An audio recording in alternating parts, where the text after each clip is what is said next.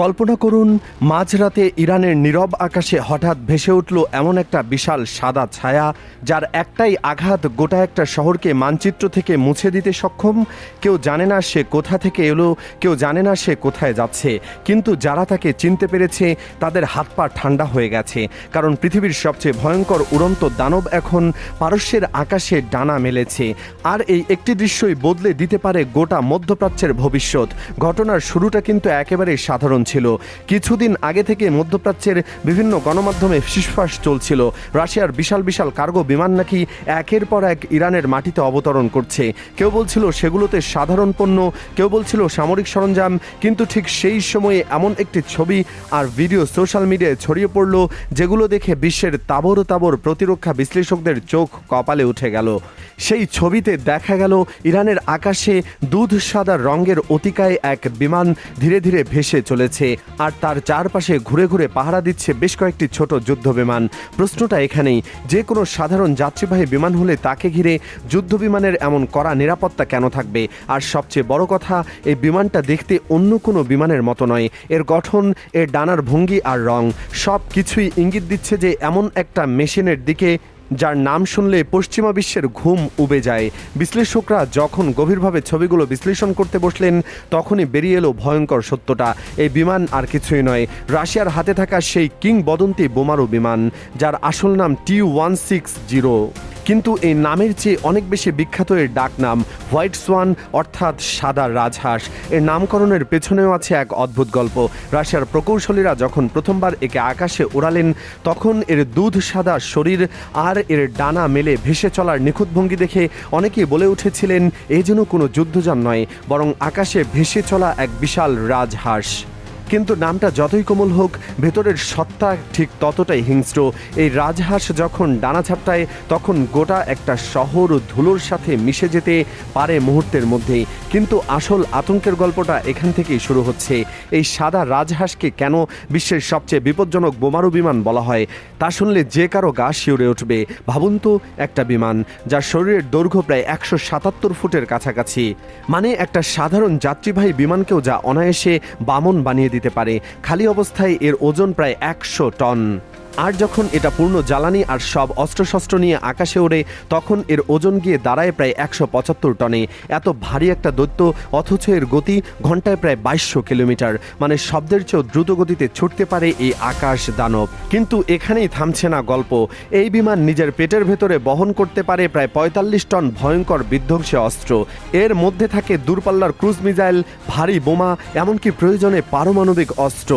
এখন একটু ভেবে দেখুন, যদি এমন একটা বিমান কোনো একটা শহরের ওপর দিয়ে একবারও পাশ কাটিয়ে যায়, তাহলে সেই শহরের ভাগ্যে কি লেখা থাকতে পারে? তবে আসল চমক কিন্তু এখনও বাকি।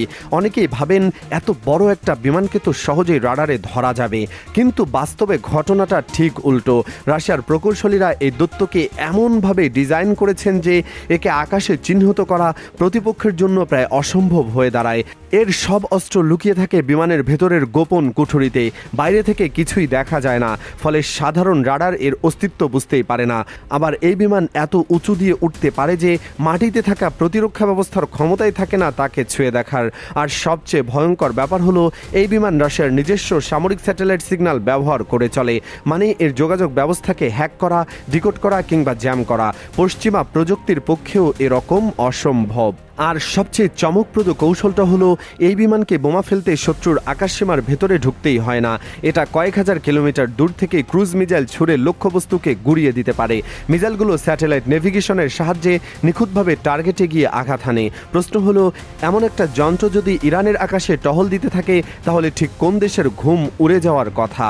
এই গোটা ঘটনাকে আরও রহস্যময় করে তুলেছে ক্রেমলিনের চিরাচরিত নীরবতা। ভ্লাদিমির পুতিন এমন এক নেতা যিনি বড় কোনো সিদ্ধান্ত নেওয়ার আগে কখনোই বিশ্বকে আঁচ পেতে দেন না।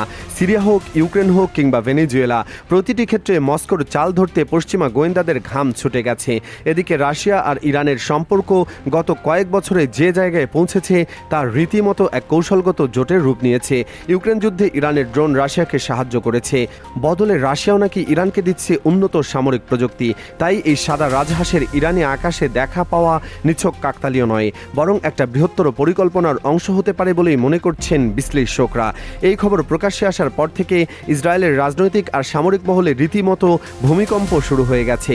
তেল আবিবের কফি শপ থেকে শুরু করে জেরুজালেমের সংসদ ভবন পর্যন্ত সবার মুখে একটাই প্রশ্ন, এই বিমান যদি সত্যি ইরানের হাতে চলে যায় বা ইরানের হয়ে কাজ করতে শুরু করে, তাহলে ইসরায়েলের আয়রন ডোম কি সে আঘাত সামলাতে পারবে?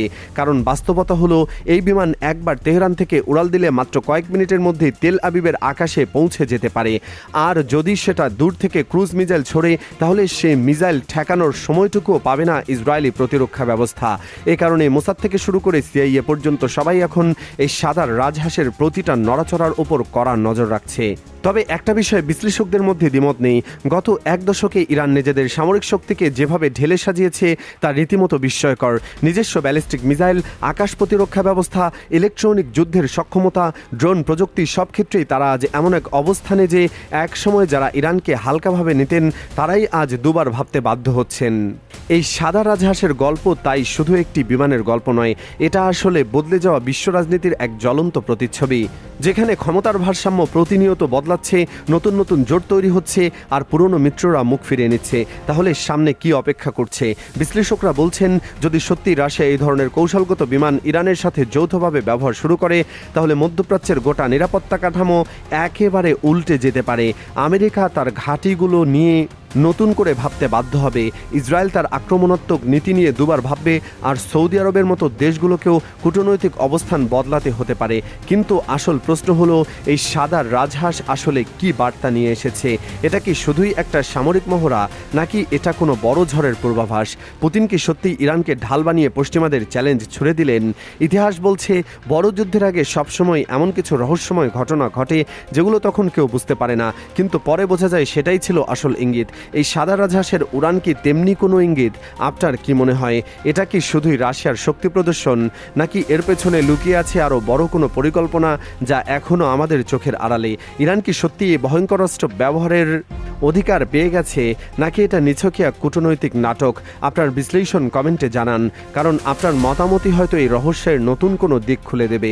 আর যদি এই গল্পটা আপনাকে ভাবিয়ে তোলে, তাহলে ভিডিওটা শেয়ার করুন, চ্যানেলটি সাবস্ক্রাইব করে বেল আইকন চেপে রাখুন, কারণ সামনের দিনগুলোতে এই সাদা রাজহাঁসের গল্প আরও কতগুলো নতুন মোড় নেবে তা এখনও কেউ জানে না। কিন্তু একটা কথা নিশ্চিত, বিশ্ব রাজনীতির দাবার বোর্ডে এইমাত্র একটা নতুন গুটি নড়ল, আর সেই নড়াচড়ার শব্দ শোনা যাচ্ছে গোটা পৃথিবী জুড়ে।